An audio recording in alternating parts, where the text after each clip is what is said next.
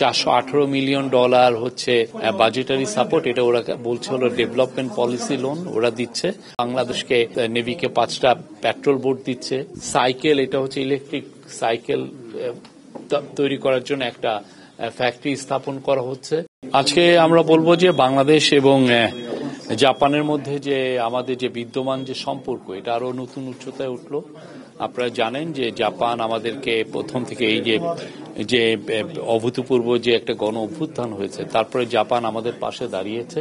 আজকে জাপানি prime minister Shigeru ইশিকাওয়ার সাথে আমাদের চিফ অ্যাডভাইজার প্রফেসর মোহাম্মদ ইউনুসের একটা খুবই সৌহার্দ্যপূর্ণ মিটিং হলো।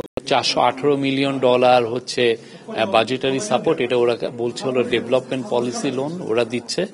আর হচ্ছে ঈশ্বরদী, জয়দেবপুর টু ঈশ্বরদী, এটা খুবই আমাদের ইম্পর্টেন্ট একটা রেলওয়ে লাইন।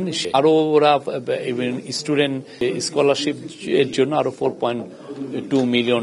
আমরা ওদের কাছ থেকে পাচ্ছি হচ্ছে 1.063, মানে $1 বিলিয়ন একটু বেশি আমরা ওদের কাছে পাচ্ছি।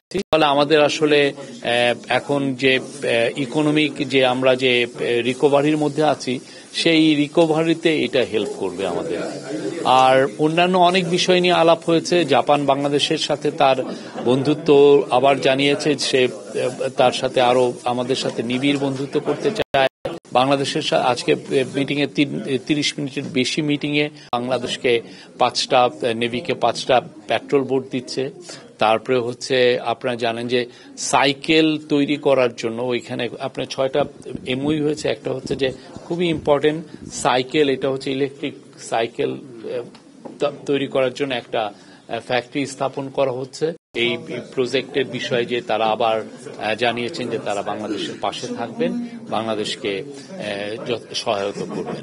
ওরা বলছে বাংলাদেশের সমস্ত কিছুতে ওরা হেল্প করবে এবং এই বাংলাদেশের যে ইলেকশনের ক্ষেত্রেও তারা হেল্প করবে। ইলেকশনে আমাদের ভোটার রেজিস্ট্রেশন এগুলো অনেক কিছু আছে, তো এটার জন্য আমরা তাদের কাছে কিছু কিছু ইস্যুতে আমরা সাহায্য চেয়েছি।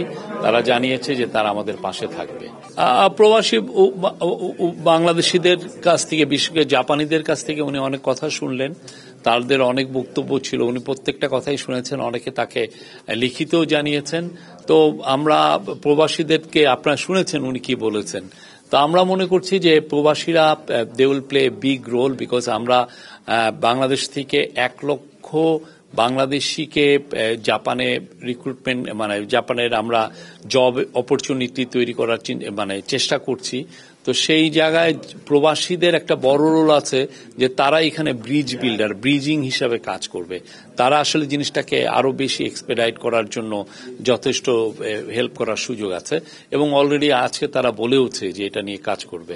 তারা আরো কিছু কিছু বিষয় বলেছে, তা আমাদের চিফ অ্যাডভাইজার সবগুলোই শুনেছেন।